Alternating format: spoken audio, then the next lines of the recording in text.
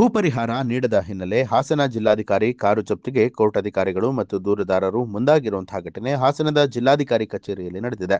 ಸುಮಾರು 20 ವರ್ಷಗಳ ಹಿಂದೆ ಜಿಲ್ಲೆಯ ಯಗಚಿ ನಾಲೆಗಾಗಿ ರೈತರು ಭೂಮಿಯನ್ನ ಕಳೆದುಕೊಂಡಿದ್ರು.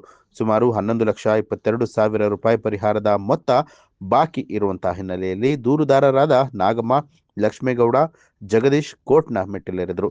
ಗುಂಟೆಗೆ 40,000ದಂತೆ 10.5 ಗುಂಟೆಗೆ ನಿಗದಿಯಾಗಿದ್ದ ಪರಿಹಾರ ನೀಡುವಂತೆ 2 ವರ್ಷದ ಹಿಂದೆಯೇ ಕೋರ್ಟ್ ಆದೇಶ ಮಾಡಿದೆ.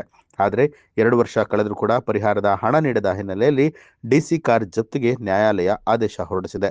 ನ್ಯಾಯಾಲಯದ ಆದೇಶದ ಹಿನ್ನೆಲೆಯಲ್ಲಿ ಕೋರ್ಟ್ ಅಧಿಕಾರಿಗಳು ಮತ್ತು ವಕೀಲರು ಕಾರು ಜಪ್ತಿಗೆ ಮುಂದಾಗಿದ್ದು, ದೂರುದಾರರು ಜಿಲ್ಲಾಧಿಕಾರಿ ಕಾರಿನ ಮುಂದೆ ಕುಳಿತಿದ್ದಾರೆ. ಇದರಿಂದಾಗಿ ಹಾಸನ ಜಿಲ್ಲಾಧಿಕಾರಿ ಕಚೇರಿ ಎದುರು ಅಧಿಕಾರಿಗಳು ಪೇಚಿಗೆ ಸಿಕ್ಕಾಕೊಂಡಿದ್ರು. ಜಮೀನನ್ನು ಸ್ವಾಧೀನಪಡಿಸಿಕೊಂಡು ಕೋರ್ಟ್ ಆದೇಶಿಸಿದ ರೀತಿ ಇದುವರೆಗೆ ದುಡ್ಡು ಕಟ್ಟಲಿಲ್ಲ. ಆದ್ದರಿಂದ ಕೋರ್ಟ್ ಆದೇಶಿಸಿದ ರೀತಿ 11,22,529 ರೂಪಾಯಿ ಬ್ಯಾಲೆನ್ಸ್ ಇದೆ. ಅದಕ್ಕೆ ಕೋರ್ಟ್ ಅಟ್ಯಾಚ್ ಆಗಿದೆ.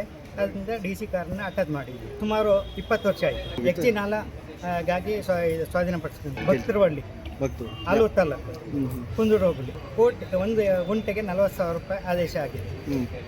ಸುಮಾರು 2 ವರ್ಷ ಆಗಿತ್ತೆ ಆದೇಶ ಆಗಿ ಇದುವರೆಗೆ ದುಡ್ಡು ಕಟ್ಟಲಿಲ್ಲ. 11 ಲಕ್ಷ ಈ ಕೇಸ್ನಲ್ಲಿ ಕೋರ್ಟ್ಗೆ ತಗೊಂಡೋಗ್ತೀವಿ. ಅಲ್ಲಿ ಬಿಡಿಸ್ಕೋಬೇಕು ಅಂತಂದರೆ ಇವ್ರು ದುಡ್ಡು ಕಟ್ಟಬೇಕು. ಇಲ್ಲ ಅಂದರೆ ನಾವು ಹರಾಜಿಗೆ ಹಾಕ್ತೀವಿ ಅಪ್ಲಿಕೇಶನ್. ಕೋರ್ಟಿಂದ ಅಮೀನ್ರು, ಅಡ್ವೊಕೇಟ್ಸು, ಪಾರ್ಟಿಗಳು ಬಂದಿದ್ದೆ. ಅಮೀನ್ರು ಹೋಗಿದ್ದೆ, ನಾವೇನು ಹೋಗಬೇಕಾಗಿಲ್ಲ. ತಗೋಗಿ ನಾಗಮ್ಮ ಮತ್ತು ಲಕ್ಷ್ಮೇಗೌಡ, ಜಗದೀಶ್, ಮಂಜುನಾಥ್. ನ್ಯೂಸ್ ಅಲರ್ಟ್, ನಿಮ್ಮಿಂದ ನಿಮಗಾಗಿ.